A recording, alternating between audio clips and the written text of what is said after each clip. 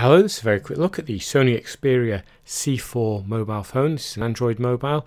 It's quite nicely shaped. It's in the same design as a lot of the expensive ones, but instead of a metal or glass back, it's just got a plastic back, headphone socket on the top, SIM card and micro SD slots on the side with this removable flap to cover them up.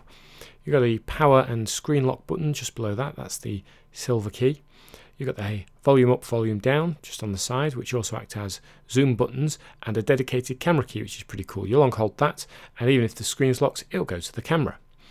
Nothing on the bottom, and the charging point on the side.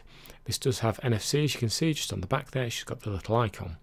At the time of review, this is running Android 5.0, so almost the newest version, and it runs it very well. It does have the Sony skin on, and if you've used Sony phones before, you'll know they do add a lot of stuff to it, but I quite like the interface overall. A nice feature that Sony have put on is when you've got loads and loads of apps, you can open the app tray and search through them manually, as you can do on other phones. You can just slide through, or if you're all the way to the left, you can resort it or search for specific apps. Very quick, very easy. The camera itself is very good. It's a 13 megapixel camera, very quick to respond, and I think the photos overall look really good when they come out. You get some pretty decent shots. They're nice and crisp and clear. You've got good colours. You even get a bit of depth of field every now and again with the background being very nice and soft and blurry.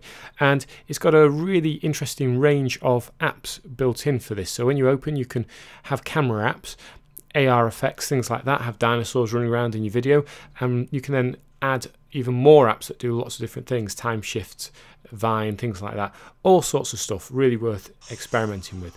Where the phone lets you down is in gameplay. This is Asphalt 8. I've played this on a number of phones, budget phones that are much lower spec than this, and it runs much smoother on those compared to this. You can see it is perfectly playable, but there's something it's not quite smooth, not as smooth as you'd want, especially considering this has a 1.7 GHz octa-core processor.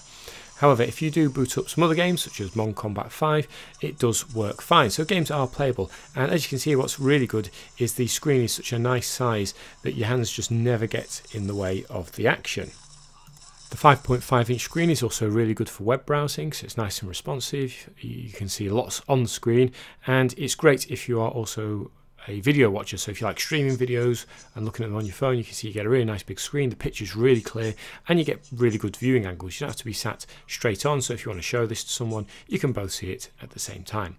So overall, a really good mid-range handset. It's only really let down by the poor gaming performance on high-end games. Otherwise, this is a cracking phone. It's really great that you've not only got the 13 megapixel rear camera and dedicated camera button, but you also have a 5 megapixel front-facing camera.